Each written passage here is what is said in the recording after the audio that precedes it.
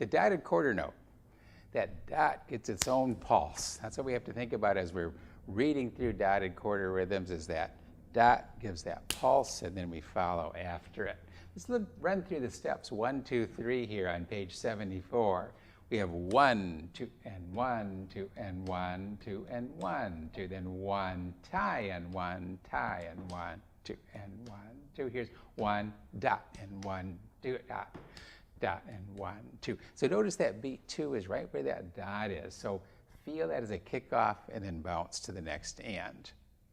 If you're trying to work something like this out, you have an option of counting 1 and 2 and 3 and 4 and, but then start to drop the and. So 1, 2 and 3, 4, 1. Just as we saw with the 8th rest, take it slowly at first, figuring out the math, but immediately get rid of the math and get into the feel. 1, 2 and 3, 4, 1, dot and 3, 4. That's what we're looking for. How about Kumbaya on page 76, 77? Here we have the good fortune of a slow tempo, but we still want to feel that beat on the dot. So 3, 4, 1, dot, and 3, 4. 3 and 4 and 1, 2 and 3, 4, 1, 2, 3, 4. 1 and 2, 3, 4.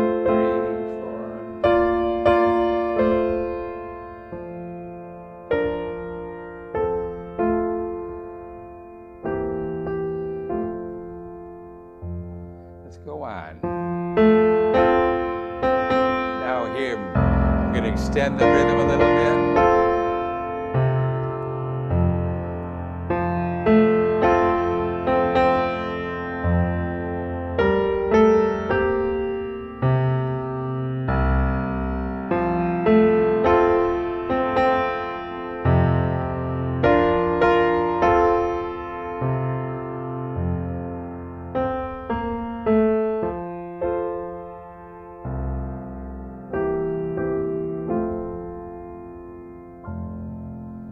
Alternate ways to play that kumbaya rhythmically, isn't it? We can stretch out the ends of the phrases, which gives a chance to play more octaves in the bass, or play it just exactly as written. That's your expressive choice. It's just a different interpretation of the same piece.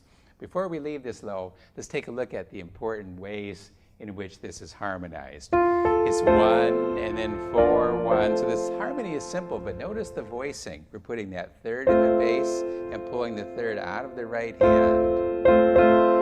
And here, that root is not in the right hand, but it's in the bass. Or you might say this, because the root is in the bass, we can omit it in the right hand. And similarly here, the note in the bass is omitted in the right hand. It's just a different voicing or rearrangement of the 1 and 4 chords.